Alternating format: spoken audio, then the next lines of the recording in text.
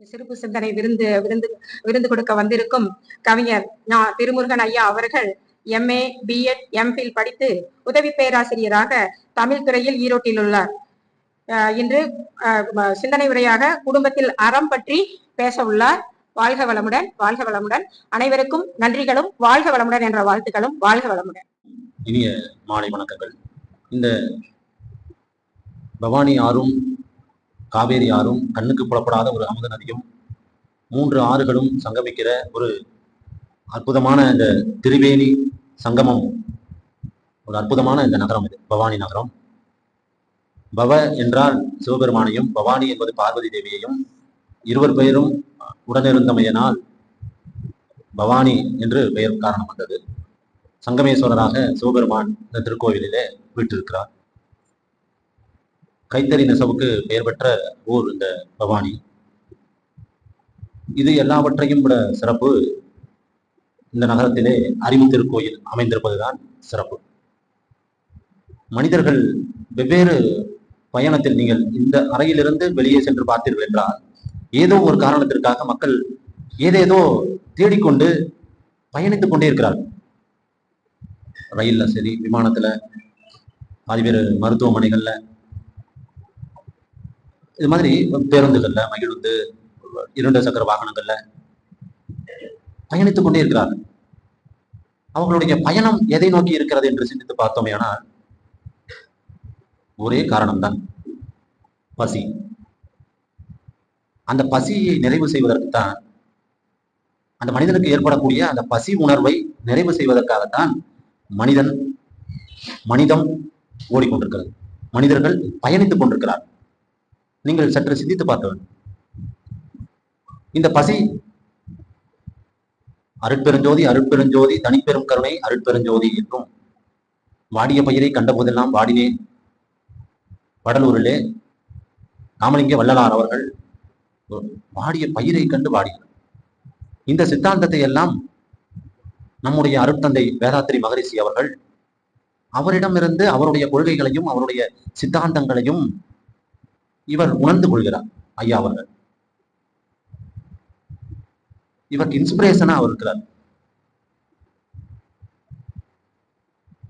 இந்த அறிவு திருக்கோயில்ல மனிதனினுடைய மனதை பக்குவப்படுத்துவது, தியான பயிற்சி, காயகல்பம், உடற்பயிற்சி, யோகா இந்த காலகட்டத்துல கண்டிப்பா தேவைப்படுது. மனிதர்களுக்கு உண்மையா அமைதி இல்லாமல் வெளியே பயணிக்கிறார்கள். அமைதி இல்லாம ஓடிக்கொண்டே இருக்கிறாங்க. ஒன்று பசி, இன்னொன்று பணம். இந்த பசியை நிறைவு செய்வதற்காகத்தான் பணம் தேவைப்படுது. நீங்க பசி மட்டும் இல்லைன்னு வச்சுங்களேன், பசி உணர்வே எடுக்காம இருந்திருந்தா நாமெல்லாம் என்ன பண்ணிருப்போம்? இன்னும் பசி உணர்வே இல்லைன்னு கொஞ்சம் சற்று கற்பனையாக சிந்தித்து பாருங்க. நான் ஒரு கவிஞன், நான் எல்லாவற்றையும் பற்றி இந்த பிரபஞ்சத்திற்கு வெளியிலிருந்து யோசித்து பார்ப்பவன். வானவியல் மண்டலம் இருக்கிறது அல்லவா, வான்வெளி மண்டலத்திற்கு வெளியே இருந்து யோசிப்பவன். நான் கற்பனையை செலுத்துவேன். அப்படி அந்த சிந்தனையும் அந்த அங்கிருந்து பார்த்தோம்னா, இப்போ வான்வெளியில இருந்து இந்த அறிவு திருக்கோயில பார்த்தேன்னா எப்படி இருக்கும்? இந்த இந்த பசி உணர்வு, இந்த பசி இல்லாவிடில், பசி ஏற்படாவிடில் நாம உழைப்பு இருக்காது, மனித உழைப்பே இருக்காது.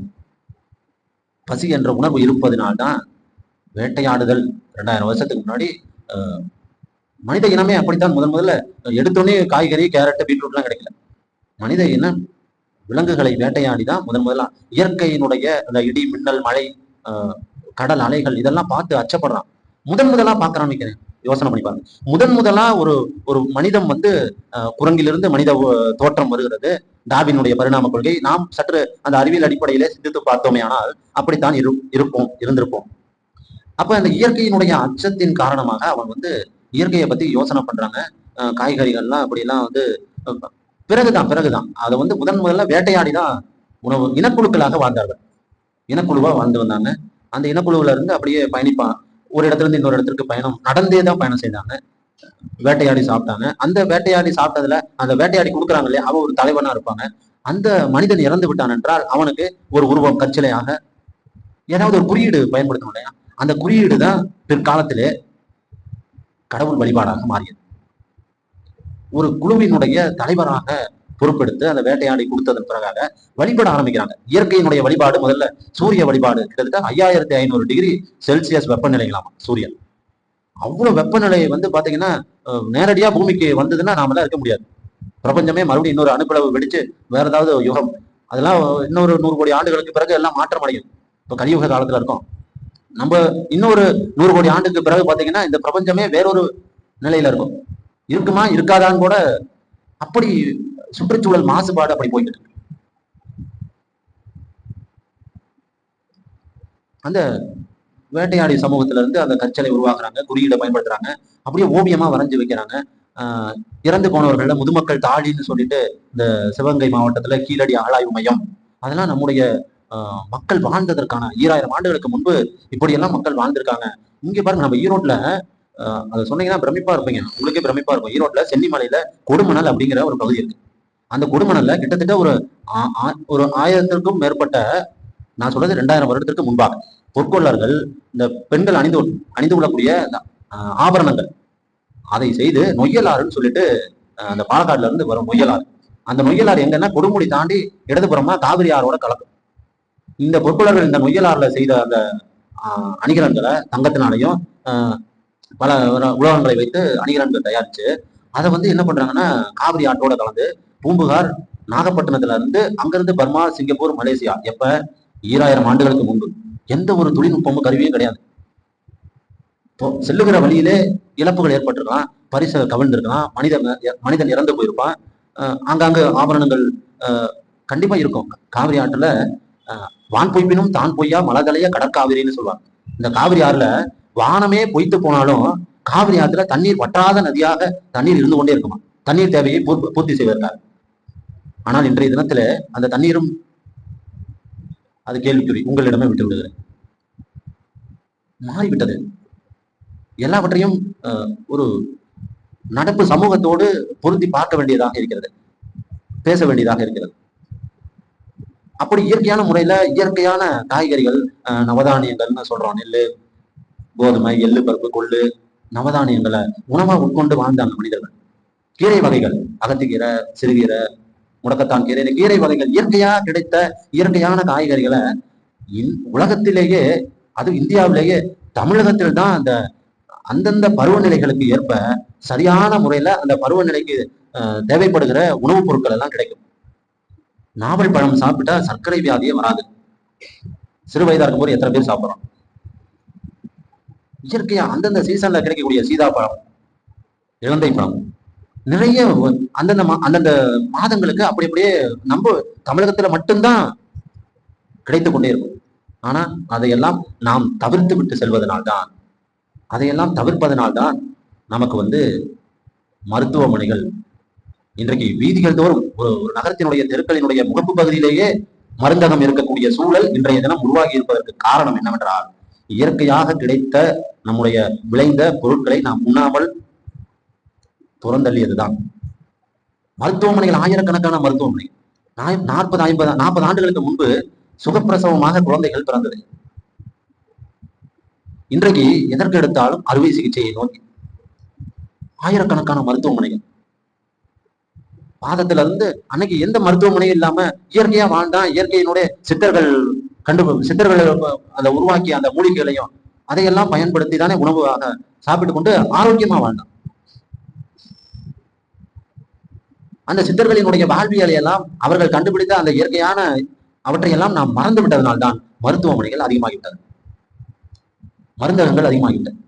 இயற்கையோடு கிடைத்த இயற்கையோடு வாழ்வியலை மறந்து விட்டோம். அதுதான் வந்து அந்த பிரச்சனைகளுக்கு காரணமாக இருக்கு.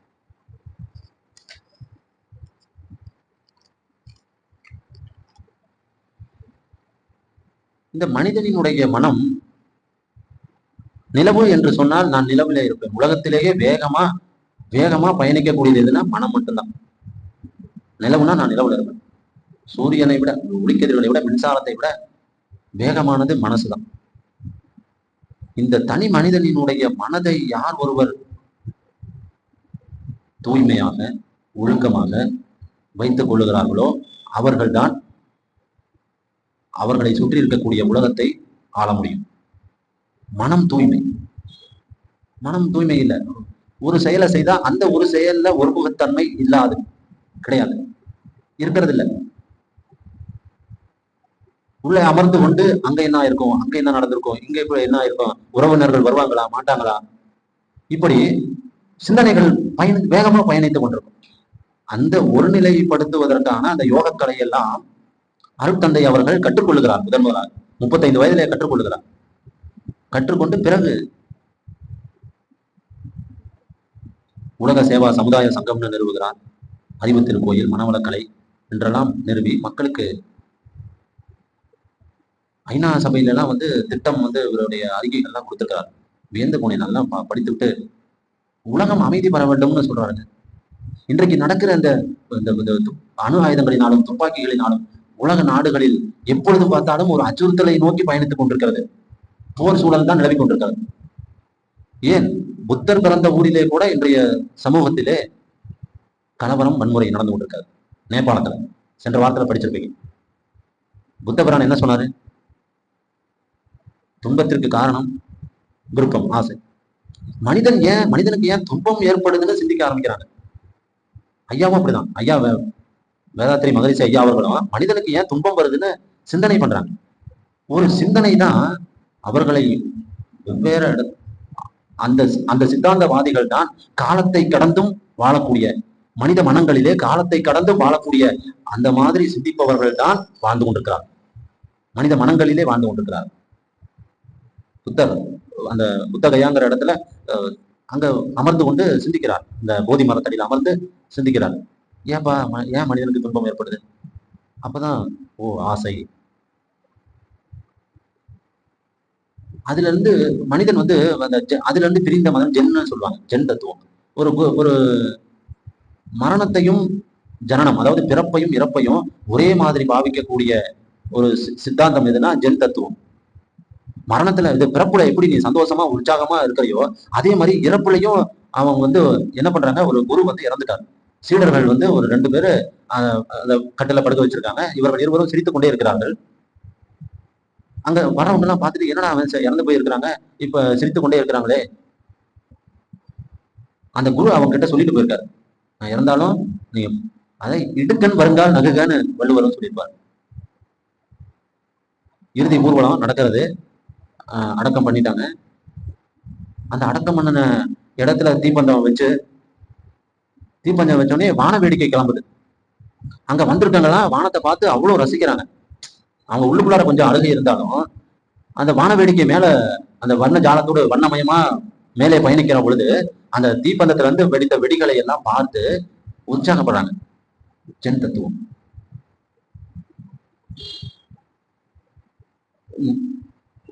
ஒரு மனிதன் குடும்ப வாழ்க்கையில பிரச்சனை, கடன் பிரச்சனை, ரொம்ப ரொம்ப செல்வந்தனான ஒருத்தர் என்ன பண்ணா, ஒரு நல்ல குரு கிட்டார போய் ஞானம் பெற வேண்டும், தீட்சை பெற வேண்டும்னு சொல்லிட்டு கிளம்பிட்டாரு. நல்ல குருவை தேடி போகணும்னு பயணிக்க ஆரம்பிச்சிட்டார். ஒருத்தர் ஒரு மரத்தடியில அமர்ந்திருக்கிறார். 2 பனை மரங்களுக்கு நடுவே ஒருவர் அமர்ந்திருக்கிறாரு. ஏப்பா இப்படி ஒரு புலித்தோல் கீழே போட்டிருப்பாங்க, ஒரு மேல் சட்டை இல்லாம இருப்பாரு, புலித்தோல் மேல அமர்ந்திருப்பாரு, மேல் சட்டை இல்லாம இருப்பாரு, 2 பனை மரம் நடுவுல அமர்ந்திருப்பாரு அப்படின்னு சொல்றாரு.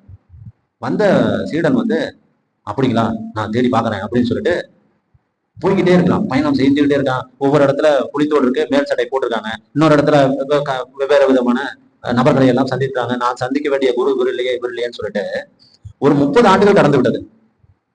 30 ஆண்டுகளுக்கு பிறகு தான் முதலா பார்த்தார் இல்லையா, ஐயா நீங்க தானே அது, அந்த பனை மரத்துக்கு நடுவுல புலித்தோல் மீது மேல் சட்டை இல்லாம அவர் தான் சொன்னாரு, ஐயா நீங்க தானே அன்னைக்கே சொல்லிக்க மாட்டீங்களா? மனிதனுடைய மனம் இப்படிதான், ஒன்ன சொல்லிட்டோம்னா வேக வேகமா.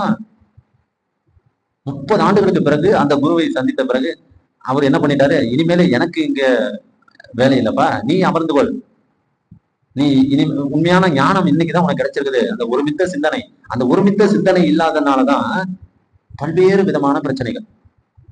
ஒருமுக சிந்தனை இல்லாதனாலதான் நிறைய மாற்றங்கள் ஏற்படுது. அவர் உற்று நோக்கி அந்த உற்று நோக்கல், அந்த கவனம் அன்றைய தினமே செலுத்தியிருந்தானா அந்த 30 வருஷம் அவனுக்கு. இப்படித்தான் நாம நம்மளுடைய வாழ்க்கையிலையும் ஒரு கடந்த பிறகு ஒரு 60 வயதை வச்சு நாம அப்படி வாழ்ந்துருக்கலாமோ, அடடா நாம இப்படி இருந்திருக்கலாமோ, நம்மளுடைய வாழ்க்கை ஏன் இப்படி ஆயிடுச்சு, நமக்கு மட்டும் ஏன் இப்படி துன்பம் ஏற்படுது, நாம ஒருவேளை இந்த மாதிரி ஒரு பெரிய வீடு கட்டிடலாமோ, நமக்கு இவ்வளவுதான் வருமானம் இருந்தது, வேற ஏதாவது தொழில் பார்த்துடலாமோன்னு நம்ம அந்த கிடைத்ததை வைத்துக் கொண்டு சந்தோஷமாக இல்லாமல் கிடைக்காததை நினைத்தே ஓடிக்கொண்டிருக்கிறது மனம். அதுதான் பிரச்சனை. எது கிடைக்காதோ அது அதீத கற்பனையில நாம இதை பெற வேண்டும், இதை பெற வேண்டும், இதுதான் வேணும் நம்மளுக்கு. இது பெண்ணியத்திலிருந்து கூட, பெண்ணியம் ஒரு ஒரு ஒரு ஜவுளி கடைக்கு போனா எவ்வளவு நேரம் ஆகுது, இருக்கிறதுலேயே பெண்ணியம் தான், தமிழகத்தில் இருக்கக்கூடிய பெண்ணியம் தான் போற்றப்பட வேண்டும். அவ்வளவு வேலை செய்யலாம், வீட்டு வேலையும் கவனித்துக் கொண்டு வெளியிலையும் அனைத்து துறைகள்லையும் பெண்கள் இன்றைக்கு. அதைத்தான் மகாகவியன் சொன்னாரு, ஆணுக்கு பெண் நிகரென கொள்வதில் அறிவில் ஓங்கி இவ்வையம் தலைக்குமாம்னாரு. ஆனா நிகரா வந்துட்டாங்க இன்னைக்கு எல்லா துறைகள்ல. விமானம், பேருந்து ஓட்டுறாங்க, கோயம்புத்தூர்ல பேருந்து ஒரு பெண்மணி ஓட்டுறாங்க. காலத்தை கடந்து அந்த அந்த ஜென் துறவி சொன்னேன் இல்லையா, அப்பதான் 30 ஆண்டுகளுக்கு பிறகு அந்த 2 பனை மரத்துக்கு நடுவுல அவரை பத்தி சொன்னது, சரிப்பா நீ இனிமேல நீ உட்காந்துக்கோ, நான் புறப்படுற நேரம் வந்துருச்சு அப்படின்னு சொல்லிட்டு கிளம்பி போனார். அது மாதிரி அந்த மனிதனினுடைய மனம் ஒருமுகம் இல்லாமல் சிந்தனைகள் பல்வேறு, வெளியில பாத்தீங்கன்னா சிந்தனை ஒருமுக சிந்தனையோடு செயல்படக்கூடிய நபர்கள் குறைந்து விட்டார்கள். ஏதாவது ஒண்ணு ஆசை, ஏதாவது ஒண்ணு எங்கெங்கோ ஓடிக்கொண்டே இருக்கிறது. ஒருமித்த சிந்தனையோடு உணவு இருந்ததை கூட செய்யறது இல்லை. தமிழகத்தினுடைய விருந்தோம்பல் பண்பு நிலை மாதிரி வேற எங்கேயுமே கிடையாதுங்க. சங்க இலக்கியத்துல, சங்க காலகட்டத்தில எல்லாம் அந்த உறவுகளை உபசரிக்கிற முறை, அந்த உணவு, அந்த தலைவாழையில விரித்து அவர்களுக்கு தேவையான பதார்த்தங்களை எல்லாம் வைத்து அப்படி அந்த உறவு முறைகளில் காட்டுகிற அன்பு, அந்த நேசிப்பு இன்றைய சமூகத்திலே இருக்கிறதா என்றால், நாங்கள்லாம் சிறு வயதில் இருக்கும் பொழுதுல உறவினர்கள் வீட்டிற்கு புறப்பட்டு போவோம். விடுமுறை, காலாண்டு விடுமுறை, அரையாண்டு விடுமுறை எல்லாம் வந்ததுன்னா பயணம் செய்யும். ஆனா இன்றைய சூழலில் இந்த 2025ஆம் வருடத்துல அது ஒரு பெண் பிள்ளையா இருந்தா யோசனை பண்ண வேண்டியதா இருக்கு. உறவுகளின் வீட்டிற்கு அனுப்புவதற்கு கூட ஒரு பெண் பிள்ளைகளை தன் இல்லத்திலிருந்து இன்னொரு இல்லத்திற்கு அனுப்புவதற்கு கூட, ஏனென்றால் வெளியிலே அவ்வளவு பிரச்சனைகள், வெளியில அவ்வளவு பிரச்சனைகள். இந்த அறம் காப்பாற்றப்படாதனால்தான், இந்த அறம் பின்பற்றப்படாதனால்தான், இந்த அறம் கடைபிடிக்க முடியாததனால்தான், இந்த குடும்பத்தில் அறம் கடைபிடிக்காதனால்தான், அந்த தாய் தந்தை முறைப்படி கட்டுப்பாடோடு கடைபிடிக்காதனால்தான் இத்தனை சிறைச்சாலைகள், கொலை, கொள்ளை, வன்முறை, பாலியல் வன்புணர்வு எங்க பார்த்தாலும் இந்தியாவிலேயே தமிழகத்துல தான். அதற்கு கலாச்சாரம், அந்த மது போதை கலாச்சாரம் இந்த சமூகத்தையே சீரழிக்கிற அந்த யுகம், இதுக்கு அடுத்த யுகம் எப்படா இருக்கும்னு யோசனை பண்ணோம்னா அது பெரிய பெரிய பெரிய கேள்விக்குறியா இருக்கு. இப்ப வளர்ந்து கொண்டிருக்கிற ஒரு 15 வயதுல இருக்கக்கூடிய ஒரு பெண் குழந்தைகள் இன்னும் 10 ஆண்டுகள் கழித்து திருமணம் செய்ய போறோம்னா அந்த எப்படி இருக்க போகுது சமூகம்? இப்பவே இப்படி இருக்கு, என்ன 15 ஆண்டுகள்ல நம்ம என்னடா எங்க போயிட்டு இருக்கு இந்த சமூகம், அந்த இளைஞர்களின் யுகம்? நான் எல்லா பத்தியும் குறை சொல்லல. என்னைக்குமே ஒரு ஒரு ஒரு டம்ளர் பால்ல ஒரு சொட்டு விஷம் கலந்தாலும் அது விஷமுள்ள பால் தான், அதை அருந்த முடியாது. 100 விழுக்காடு இருக்கக்கூடிய மக்கள்ல 20 விழுக்காடு தவறு செய்யறதுனால மீதி எல்லாத்தையும் அப்படி பார்க்கிற ஒரு கண்ணோட்டம், இந்த சமூகத்தினுடைய மாற்றங்கள், எண்ணங்கள் எல்லாமே அப்படித்தான் இருக்கு. அந்த பையனா அவன் அப்படித்தான் இருப்பான். இப்படி சமூகம் இப்படி ஒரு பக்கம் இந்த பக்கம் போயிட்டு இருக்கு. அந்த விருந்தோம்பல் பண்பு நிலை, உறவுகளை நேசிக்கக்கூடிய மாண்பு, அறம் அதை கடைபிடிக்காதனாலதான் சமூகத்துல இவ்வளவு பிரச்சனை. நான் எல்லாம் என் ஆசானிடம் அவ்வளவு, என் வாத்தியார்ட்ட அத்தனை அடி அத்தனை அடி போடுவார். பெரம்புனாலையும் பெரம்பு உடைச்சிட்டு வரதுக்குன்னே ஒரு ரெப்ரசன்டேட்டிவ் இருப்பாங்க. நாங்கள் படிக்கிற காலத்தில் போய் உடைச்சிட்டு அது கொத்தா வச்சுதான் முதுகுல அடிப்பாங்க. ஆனால் இன்றைய சமூகத்தில் அந்த ஆசிரியர்களிடத்திலிருந்து என்னைக்கு பெரம்பை வாங்கினமோ அன்றிலிருந்தே அறம், இந்த இளைய சமூகம் மாறிவிட்டது. பணத்தை நோக்கி ஓடிக்கொண்டிருக்கிற ஒரு மக்கள் யுகம். இந்த பசின்னு ஒண்ணு ஏற்படுறதுனாலதான் உழைப்புங்கிறது ஒண்ணு வருது. அந்த அந்த பசி இல்லாமல் போயிருந்தா யாருமே உழைக்க மாட்டோம். அந்த ஜனனமும் மனநமும் சொன்ன ஒரே விதமாக பாவிக்கக்கூடியவர்கள் அந்த ஜென் துறவி. கொரோனா காலகட்டம் தான் மனிதனினுடைய உணர்ந்து கொள்ள, மனிதம்னா என்னன்னு உணர்ந்து கொண்டது அந்த கொரோனா காலகட்டம் தான். அதுக்கு முன்னாடி தெரிஞ்சதுன்னா தெரியல. மனிதன் அந்த அந்த இ பாஸ் நடைமுறை, ஒரு இடத்துல இன்னொரு இடத்துக்கு பயணப்படக்கூடாது, ஏன் உறவுகள் விட்டு கூட போக முடியாத சூழல்லாம் இருந்ததுங்க. இறந்து போயிட்டா அவங்க கொரோனாவில் இறந்துட்டாங்கன்னா தூக்கறதுக்கு ஆள் இல்லாம அந்த மருத்துவமனையில இருந்து அப்படியே நேரடியாக நான் வந்து இது ஏன் சொல்ல விரும்புறேன்னா, இந்த இடத்துல இந்த பவானி இந்த மின்மயான இருக்கு இல்லையா, என்னுடைய பேராசிரியர் என்னுடைய அம்மா தவறிட்டாங்க. அந்தியூர் அவங்க பவானி அரசு மருத்துவமனையில தான் வச்சிருந்தாங்க. இறுதி அடக்கம் செய்வதற்கு அவருடைய உறவுகளோட யாருமே வரல. நண்பர்களாகிய நாங்க தான், நானும் இன்னொரு ஆசிரியர் தான் வந்து இறுதி சடங்கு இந்த பக்கம் தான் இருக்குன்னு நினைக்கிறேன். இந்த பேருந்து நிலையத்துல இருந்து இந்த இறப்பிற்கு பின்னாடி மனிதம் எப்படி வாழும்னா, நீங்க ஏதாவது நல்லது செஞ்சிருக்கணும்.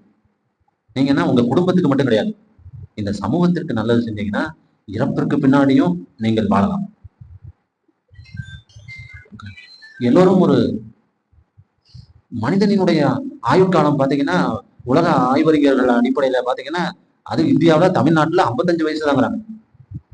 உலக ஆய்வறிக்கை சொல்லுது, வேர்ல்டு ஹெல்த் ஆர்கனைசேஷன் மனிதனினுடைய ஆயுட்காலம், அதுவும் தமிழ்நாட்டுல இந்தியாவில தமிழகத்துல 55 ஆண்டுகள் தான் மனிதனுடைய ஆயுட்காலம். என்ன காரணம்னு சிந்திச்சு பார்த்தோம்னா ஒரே ஒரு காரணம் தான், உணவு பழக்கம். அவ்வளவுதான். 55 சின்ன வயசு குழந்தைங்க ஸ்ட்ரெஸ்ங்கிறது, ஸ்ட்ரெஸ்னா என்னன்னே தெரியாது நான் படிக்கிற காலத்துல. இப்படி இந்த உணவு முறைகளில் ஏற்பட்டிருக்கக்கூடிய அந்த மாற்றத்தினால்தான், அதாவது சூரியோதயத்திற்கு முன்பாக எழுந்து விட வேண்டும். மகாகவி பாரதியார் தான் அப்படிதான். விடியற் காலை 4 மணிக்கு எழுந்துருவாரு மகாகவி. 4 மணிக்கு எழுந்துட்டு புறப்பட்டுருவாரு. அவர் பாட்டுக்கு நடந்து பயணிப்பாரு, சாலையோரம் நடந்து பயணிப்பாரு.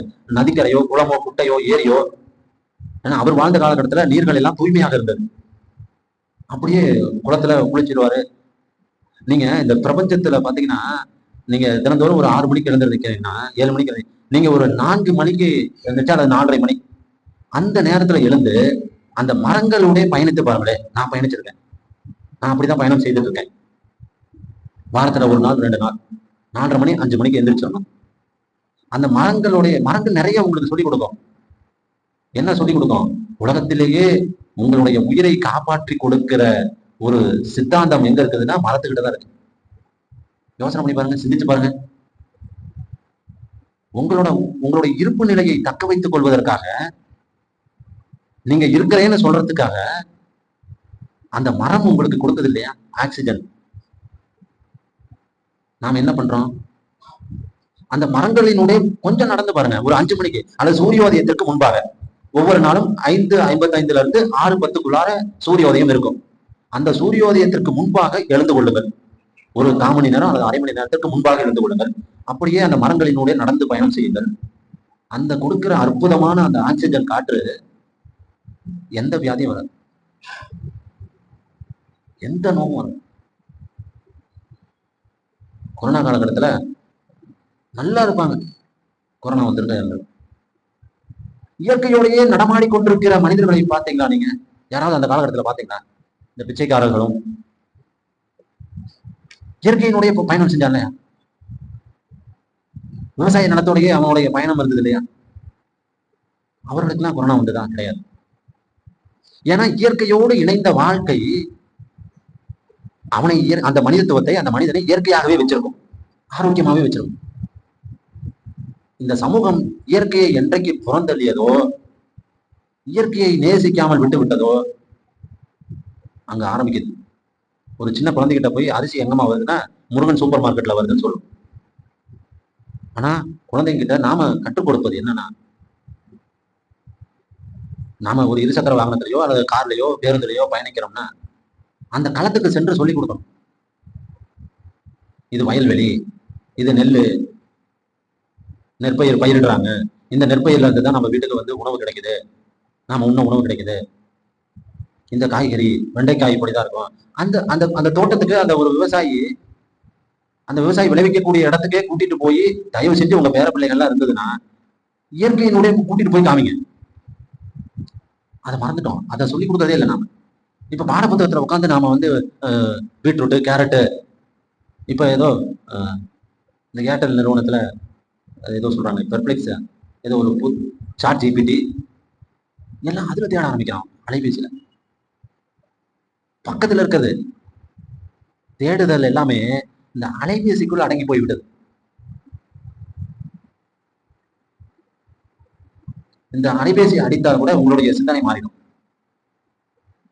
யாராவது கூப்பிட்டுருப்பாங்க, அல்லது ஒரு ஒரு ஒரு மனிதர் பேசும்போது கொஞ்சம் ஏதாவது இறப்பு செய்தியை அந்த பேசிக்கிட்டு இருக்காங்கன்னா இப்படி இறந்துட்டாங்க, அந்த உங்களுடைய முக பாவனைகள் இந்த அலைபேசியை காதில வைக்கிற பொழுது அவங்க ஒரு நற்செய்தி சொல்றாங்களா அல்லது துக்கமான செய்தி சொல்றாங்களா, அதற்கு ஏற்றாறு போல உங்களுடைய மனம் மாற ஆரம்பிச்சிடும். நான் அலைபேசியை பயன்படுத்த வேணாம்னு சொல்ல, அலைபேசியையே குழந்தைகளிடத்திலே கொடுத்து எல்லாவற்றையும் அலைபேசியிலே தேட சொல்லாதீங்க. இயற்கையினுடைய கற்றுக் கொடுங்க. நெல் வயல்வெளியை காமிங்க. வாய்க்கால் இருந்தா வாய்க்கால், ஆறு இருந்தா ஆறு. நம்ம முன்னோர்கள் எல்லாம் இப்படிதான் வாழ்ந்து வந்தாங்க, இயற்கையான முறையில தண்ணீரை பருகி வாழ்ந்து வந்தாங்க. இந்த உறவு நிலைன்னு சொல்லும் போது பாத்தீங்கன்னா சொல்லிக் கொடுப்பதில்லை.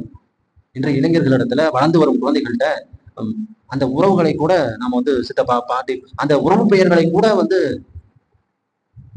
தெரியாது இருக்கக்கூடிய ஆண்டுகளாக இந்த யுகமாக மாறிக்கொண்டிருக்கிறது. உறவு முறைகளில் கூட உறவு பெயர்களை கூட நாம கற்றுக் கொடுக்கல. ஏன்? நம்மளுக்கு வேலை அதிகமா இருக்கு. நாம இங்க அமர்ந்திருக்கிற வரைக்கும் தான். வெளியில பயணிச்சிட்டோம்னா வெவ்வேறு என்ன உணவு வாங்கணும், பால் இருக்கா,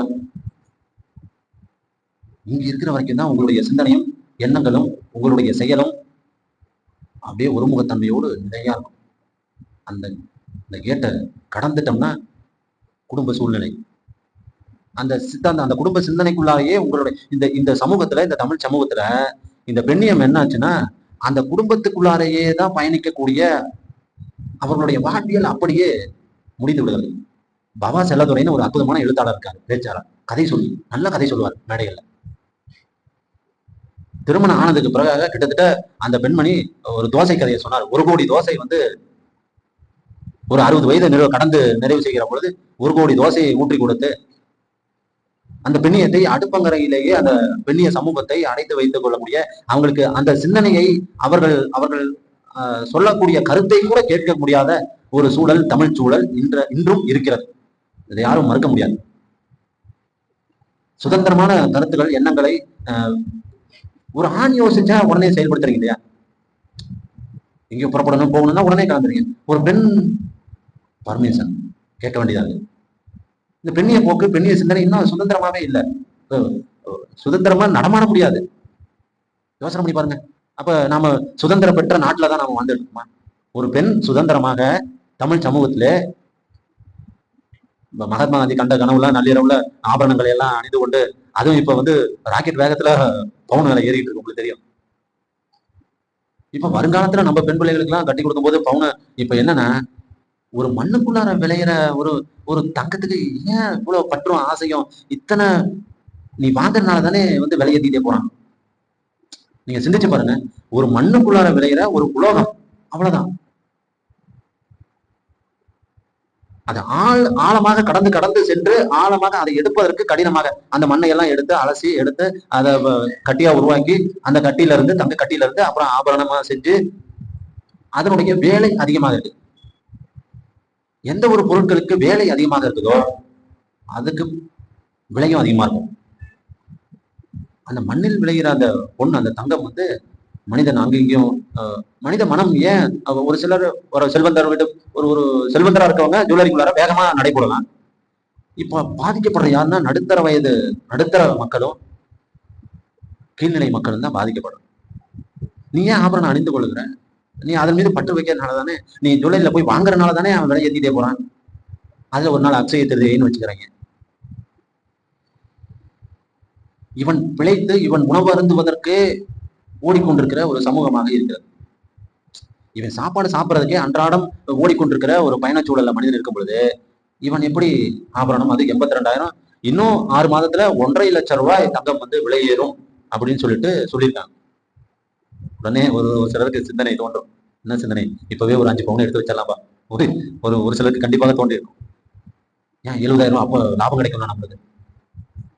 இப்படி இந்த லாபம் கிடைக்கும் இந்த ஒரு சொல்லுதான்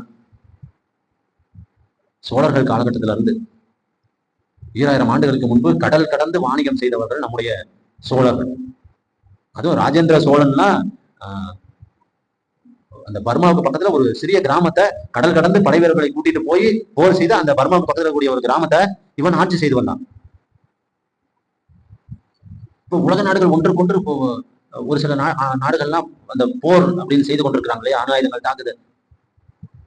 காசா, இஸ்ரேல். அப்போ நாளைக்கு இந்திய திருநாட்டிலையும் நான் என்ன சொல்ல வரேன்னா, இந்தியாவும் சீனாவும் ஏதாவது ஒரு சூழ்நிலையில பிரச்சனைனா, இந்த அணு ஆயுதங்கள் என்னை பொறுத்த வரைக்கும் என்னுடைய கருத்து இது, இந்த அணு ஆயுதங்கள், துப்பாக்கிகளும், தோட்டாக்களும், அணுகுண்டுகளும் கண்டுபிடிப்பது மனிதனை கொள்வதற்கு தான். ஒரு நாடு இன்னொரு நாட்டை கைப்பற்றுவதற்கு தான். அந்த நாட்டை கைப்பற்றணும்னா மனிதம் இறந்து போகுதே, மனிதம் இறந்து போகுதே. இதை பத்தி யாருமே சிந்திக்கிறதே இல்லை. ஒரு நாடு இன்னொரு நாட்டோட குண்டு போடுதுன்னா அதுல எத்தனை லட்சம் மக்கள் இறந்து போகிறார். இவர்களினுடைய ஆசைக்காக அப்பாவி மக்கள் இறந்து போகிறார். இந்த போர் சூழலை எல்லாம் தவிர்க்க வேண்டும் என்று அருட்தந்தை வேதாத்திரி மகரிஷி அவர்கள் விருப்பப்பட்டார். உலகத்திலே அமைதி நிலவ வேண்டும் அப்படின்னு சிந்தனை பண்ணார். ஆனா இன்றைய இன்னும் நாட்டு கடக்க கடக்க நம் நாட்டின் மீது யாராவது குண்டு போட்டு விடுவார்களோ. ஒண்ணு இயற்கை அழிவு. ஆப்கானிஸ்தான் இல்லைங்களா? ஆமா, நிலநடுக்கம் ஏற்பட்டு 400 பேர் சென்ற வாரத்துல. ஒரு இயற்கை பேரழிவு தனியா கொடுக்குது. ஆனா செயற்கை பொருட்களை கண்டுபிடித்து விட்டு மனிதனே அதை இயக்கி கொண்டிருக்கிறான். இப்ப இந்த யுகம் 6Gங்கிறாங்க. 2030 வந்து 6G, இப்ப 5G பயன்படுத்தி இருக்கோம். வேகமா போகணும்னு ஆசைப்படுறான் மனிதன். வேகமா கிடைச்சிடணும், எல்லாத்தையுமே வேகமா கிடைச்சிடணும். அந்த வேகமா கிடைச்சிடணும்னு சிந்திக்கிறதுனாலதான் பிரச்சனை அதிகமாகுது. நடந்து போனோம் நம்மளுடைய முன்னோர்கள் தான் நடந்தே தான் பயணித்தார். எல்லாமே அதுவும் இந்தியாவில, அது தமிழ்நாட்டுலதான் இந்தியாவினுடைய அந்த பொருளாதார வளர்ச்சிக்கு தமிழ்நாடு மிகப்பெரிய பங்கு வகிக்கிறது அப்படிங்கிறான். ஏன்னா இங்கதான் எது கொண்டு வந்து கொடுத்தாலும் உடனே வாங்கிக்குவாங்க. நீங்க எந்த ஒரு பொருட்காட்சியவோ அருங்காட்சியகமோ ஏதோ ஒரு பொருள் புதுசா கொண்டு வந்தா உடனே வாங்குவதற்கு ஆட்கள் இருக்கிறது, நபர்கள் இருக்கிறார்கள். அது என்னன்னே தெரியாது. சரி, வாங்கிட்டு போய் பயன்படுத்தி பார்ப்போமே. என்றைக்கு ஒரு தேவையில்லாத பொருட்களை வாங்க ஆரம்பிச்சோமோ, மனிதன் வாழ்வதற்கு தேவை உணவு, அடிப்படை தேவை உணவு, உடை, இருப்பிடம். என்னுடைய உறவினர்ல ஒருத்தர் இருக்காரு. அவருக்கு வயது 35. ஒரு 50 லட்சம் ரூபாய் போட்டு கடன் வாங்கி வீடு கட்டியிருக்கிறார். அவருக்கு சம்பளம் 25,000. அவர் மாத இஎம்ஐ 20,000 ரூபாய் கட்டியாகும். அவர் வயசு 35. 55 லட்சத்துக்கு மேல கடனை வாங்கி லோன் போட்டு வீடு கட்டிடுறாங்க. ஆனா இன்னைக்கு கடன் கொடுக்கிறவர்கள் உடனே கொடுத்துருவாங்க. ஜாக்கிரதையா இருக்கணும். நீங்க அலைபேசியில கூட கடன் கொடுக்குறவங்க வந்துட்டாங்க. உங்க ஆதார் கார்டும் உங்களுடைய பேன் கார்டும் கொடுத்தீங்கன்னா உடனே அந்த அப்படி கடன் வாங்கி இப்ப 60 வயசு வரைக்கும் இவங்க மாசம் 20,000 ரூபாய் இஎம்ஐ கட்டி ஆகும். சம்பளம் வாங்குறது 25,000. இதுல ஒரு பெண் குழந்தை, ஒரு ஆண் குழந்தை. நம்முடைய தகுதிக்கு மீறி ஏதாவது நாம இப்படி வாங்கினோம்னா, கடன் வாங்கினோம்னா, அது ஒண்ணு அந்த கொடுத்த ஆளுக்கே திரும்பி போயிடும். இல்லை என்றால் என்ன பண்ணுவான்? ஃபேன் ஓடிக்கிட்டு இருக்கு, தற்கொலை செய்து கொள்கிறான். தற்கொலை என்பது என்னுடைய சிந்தனையின்படி அது ஒரு கோழைத்தனம். வாழ்க்கை, இந்த பிரபஞ்சம் அரிது அரிது மானிடராய் பிறத்தல் அரிது, அதனும் அரிது கூன் குருடு செவிடு பேடு நீங்கி பிறந்தல் அரிதுனார். இருக்கிறதுலே மனித பிறவிதாங்க. அதாவது 4 வகை பிறப்பு, 4 வகை தோற்றம், 7 வகை பிறப்பு, 84 லட்சம் உயிரினங்கள் இந்த உலகத்துல இருக்கு. அந்த 84 லட்சம் உயிரினத்துல மனிதனும் அடங்குவான். மனிதமும் ஒரு உயிரினம் தான். மனிதன் பேர் வச்சதே யாரு? மனிதன் தான். இந்த மின்விசிறி, அந்த லைட்டு, கதவு, ஜன்னல், ஒவ்வொரு பெயருக்கும் மனிதன் தான் பேர் வைக்கிறான். மனிதனும் உயிரினமா தான் இருந்திருக்கான். இப்ப நாம நடமாடுறோம், விலங்கினங்களும் நடமாடுது, பறவை இனங்களும் பறக்கிறது, ஒரு விலங்கு நம்மளை பார்த்து என்ன யோசிக்கும்? விலங்குக்கு சிந்திக்கும் திறன் கிடையாது. சிந்தனை திறன், சிந்திக்கும் திறன் இருக்கும், இல்லைன்னு சொல்ல வரல. ஆறாவது அறிவு கிடையாது, 5 அறிவு வரைக்கும் தான் உயிரினங்கள். 5 அறிவு. இந்த மனிதனை பார்த்து அந்த விலங்கினமோ அந்த பறவை இனமோ என்ன நினைக்கும்? காக்கை குருவி எங்கள் ஜாதி, நீர் கடலும் மலையும் எங்கள் கூட்டம். மகாகவி பாரதியார். காக்கை குருவி எங்கள் சாதி. பறவைகளை நேசிக்கிறோம். அவர் நேசிச்சு வாழ்ந்தார் மகாகவி. அந்த திணைகளை அவர் இருக்கிற இடத்துல அத்தனை பறவைகள் சாப்பிட்டு போவோம்.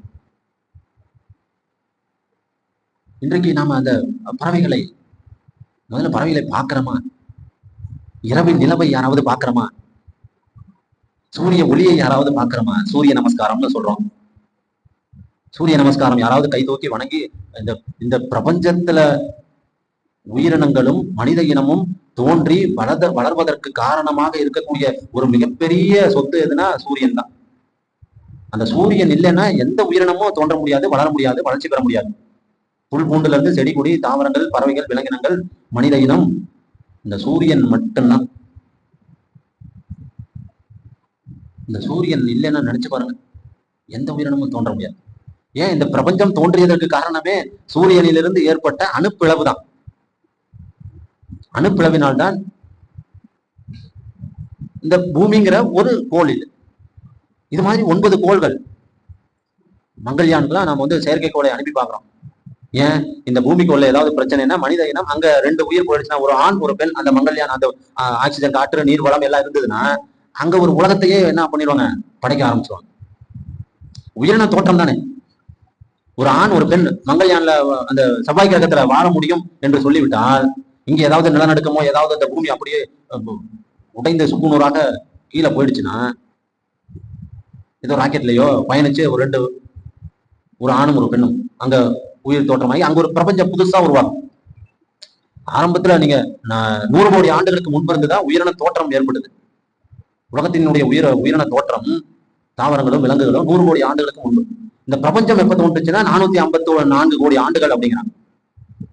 இந்த பிரபஞ்சம், அந்த பூமி, இந்த கடல், மலை, இது மாதிரி தோன்றியது அப்படின்னா 454 கோடி ஆண்டுகள்னு வரலாற்று ஆய்வறிஞர்கள் இன்னும் கண்டுபிடிச்சிருக்காங்க.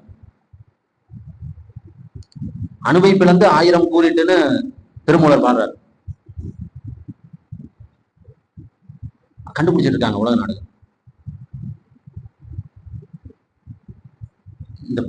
இந்த பிரபஞ்சத்திற்கு வெளியே நாம் சிந்தித்து பார்த்தோமே ஆனால், இது போன்ற நம்முடைய இந்த வேதாத்திரி மகரிஷி ஐயா அவர்கள் உலகத்தில் இருக்கக்கூடிய, அதுவும் இந்தியாவில் மட்டும்தான் ஒரு அறம் சொல்லிக் கொடுக்கிற ஆன்மீகவாதிகள் அதிகம் இருக்கிறார். அவர்கள் காலத்தை கடந்து வாழ்ந்து கொண்டிருக்கிறார்கள். அவர்களுடைய சித்தாந்தமும் அவர்களுடைய கொள்கையும் அவர்களுடைய கோட்பாடும் காலத்தை கடந்து பேசப்பட்டுக் கொண்டிருக்கிறது.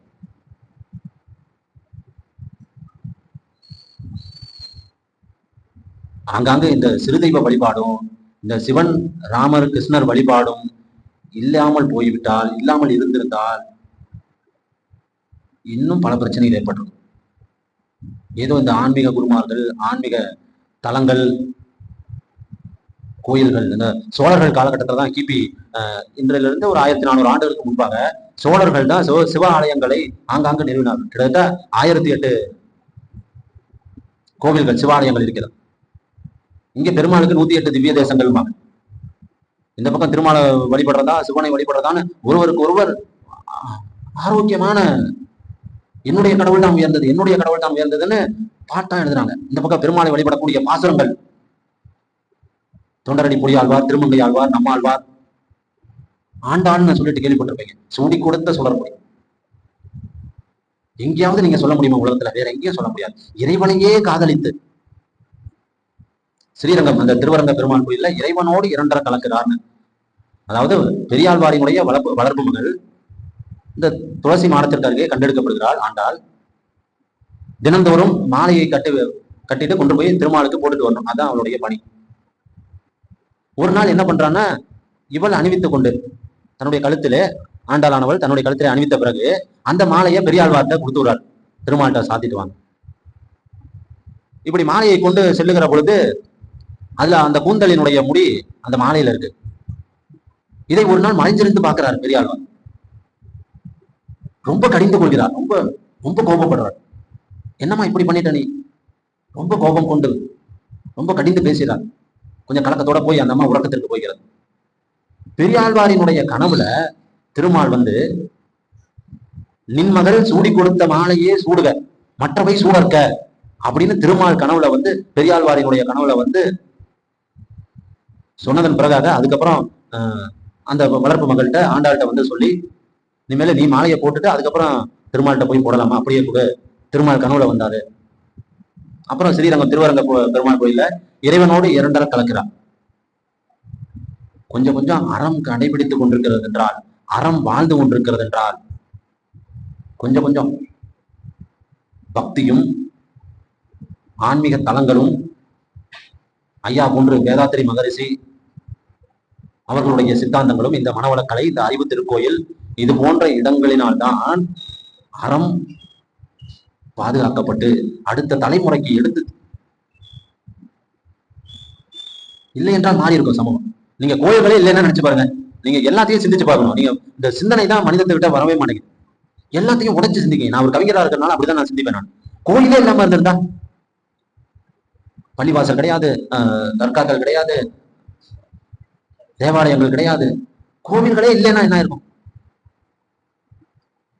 இன்னும் பிரச்சனைகள் அதிகமாயிருக்கும். காலத்தை கடந்து பேசுவதற்கு ஒரு மனிதனை, ஐயாவை போன்றவர்கள் எல்லாம் நாம் காலத்தை கடந்து பேசிக் கொண்டிருக்கிறோம் என்றால், அவர் கற்றுக் கொடுத்த கலையை நாம் கற்றுக்கொண்டு வருகிறோம் என்றால், அதில் ஒரு உண்மையான தத்துவ நிலை இருக்கிறது. யதார்த்த நிலையிலிருந்து தத்துவ நிலைக்கு செல்வது என்பது மிகப்பெரிய கடினம். சாதாரண மனிதனால எல்லாம் உருவாக முடியாது, உடனே எல்லாம் மாற முடியாது. இப்ப நான் நாளைக்கு தத்துவ ஞானியா மாற முடியும்னு நினைச்சீங்கன்னா மாற முடியாது. தத்துவம் எழுத முடியுமா அப்படின்னு சிந்திச்சோம்னா கவிதை எழுதுவேன். சமூகத்தை மாற்றி அமைக்கிற, சமூகத்திற்கு தேவையான அந்தந்த சூழலுக்கு தமிழகத்துல அந்தந்த நேரத்திற்கு ஏற்ப ஒவ்வொரு ஞானிகள் குருமார்கள் உருவாகி பக்தி பிரச்சாரங்கள் செய்கிறார்கள். அதன் வழியாகவும் கொஞ்சம் கொஞ்சம் அறம் வாழ்ந்து கொண்டிருக்கிறது, அறம் பாதுகாக்கப்பட்டு வருகிறது. கோவில்களிலும் ஆன்மீக தலங்களிலும் தேவாலயங்களிலும் தர்காக்களிலும் அறம் வாழ்ந்து கொண்டிருக்கிறது. இல்லை என்றால் மனிதனினுடைய சிந்தனை வேற மாதிரி மாறி இருக்கும். கோவில்களே இல்லைன்னு இருந்தா மனிதனுடைய சித்தாந்தமும் சிந்தனையும் இன்னும் பின்னோக்கி சென்றிருக்கும். முன்னோக்கி செல்லுகிற ஒரு பயணம் தான் மனிதர்களுக்கு தேவை. எல்லாவற்றிலும் முன்னோக்கி செல்லுகிறோம். இந்திய திருநாட்டுல இப்ப வந்தே பாரத் ட்ரெயினுங்கிறாங்க, அதிவிரைவுங்க, மணிக்கு 150 கிலோமீட்டர் வேகத்துல பயணம். எவ்வளவு வேகமா பயணப்படுறாங்க மக்கள், நீங்க சிந்திச்சு பார்க்கணும். இந்த சென்னை மும்பை போன்ற நகர்ப்புறங்கள் எல்லாம் விடியற் காலை 3 மணிக்கு அந்த லோக்கல் ட்ரெயின் சொல்லுவாங்க கிளம்பிடும். டப்பாவை எடுத்துக்கிட்டு மனிதன் ஓடிக்கிட்டு இருக்காங்க. காரல் மார்க்ஸ் அவர்கள் சிந்தித்ததனால்தான். அவர் என்ன சித்தாந்தம் சொன்னாரு? முதலாளித்துவ கொள்கையை முறியடித்தவர்.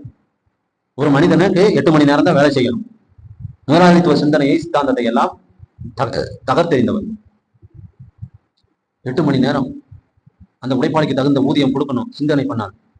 இப்ப காரல் மார்க்ஸை பத்தி உலகமே பேசிட்டு இருக்கோம் நாம. ஒரு ஆப்பிள் ஏன் விழுந்தது பூமியில அப்படின்னு ஒரு சிந்தனை பண்றார். ஆமா, சாதாரணமா பார்க்கறதுனாலதான் எல்லாத்தையும் ஒரு சிலதை இழந்து விட்டு போயிடுறோம். நீங்கள் சாதாரணமாக பார்ப்பதை கூட கொஞ்சம் உற்று நோக்கி கவனத்தோடு சிந்தித்து பார்த்தீர்கள் என்றால் அதில் 1000 அர்த்தம் இருக்கும். அப்படித்தான் நம்முடைய முன்னோர்கள் சிந்தித்தார்கள். ஒரு ஆப்பிள் மரத்துல இருந்து கீழே விழுது,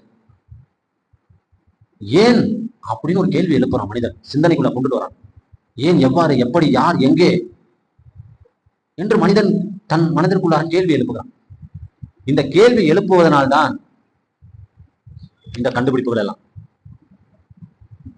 புதிதாக ஏதாவது சமூகத்திற்கு கொடுக்க வேண்டும் என்று சிந்திப்பதனால்தான் இந்த அலைபேசி, ஒளிபெருக்கி.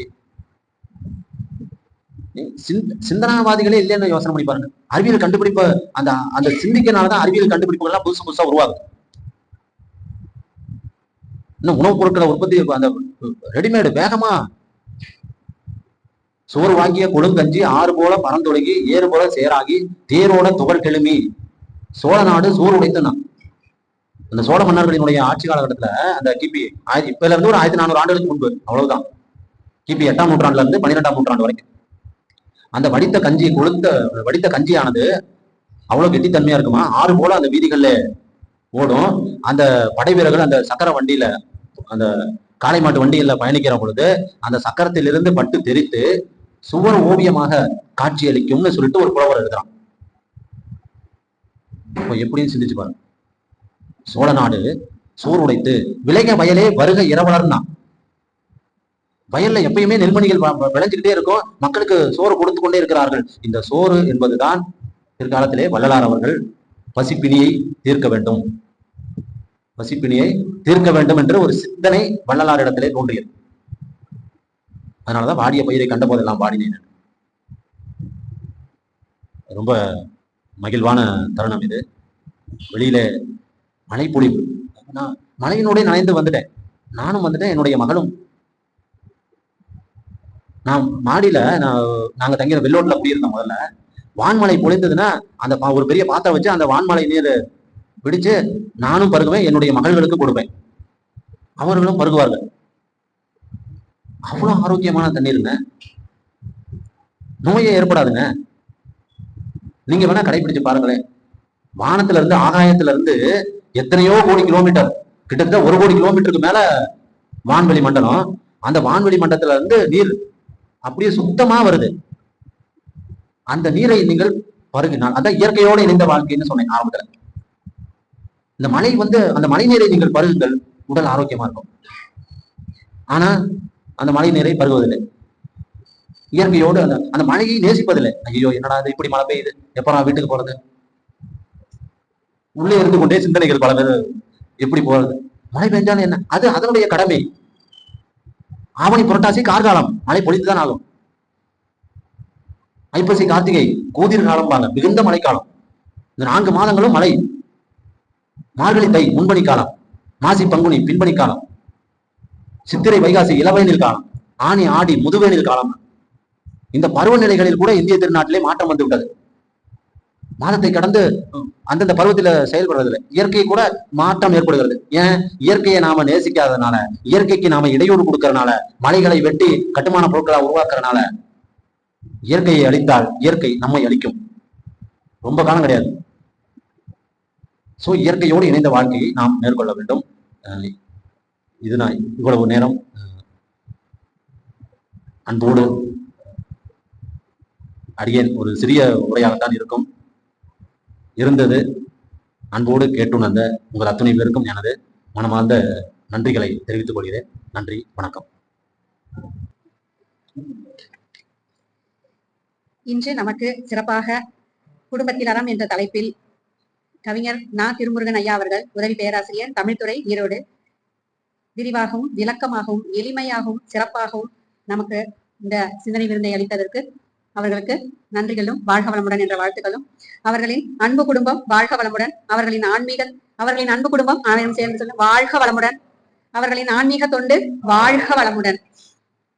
இன்று இந்த சிந்தனை விருந்தில் கலந்து கொண்ட அன்பர்கள் அனைவரும் வாழ்க வளமுடன், அவர்களின் அன்பு குடும்பம் வாழ்க வளமுடன், அவர்களின் ஆன்மீக தொண்டு வாழ்க வளமுடன், வாழ்க வையகம், வாழ்க வையகம், வாழ்க வளமுடன்.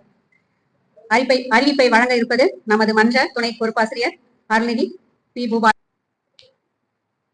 உலக நல வாழ்த்து.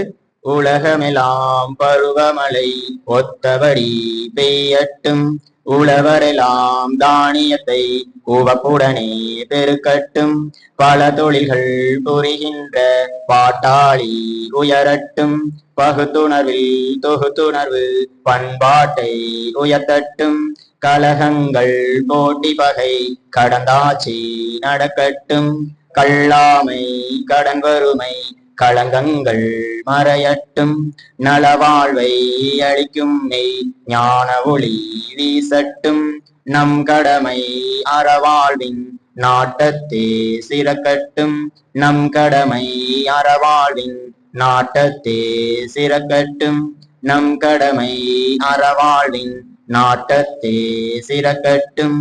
வாழ்க வையகம், வாழ்க வையகம் வாழ்க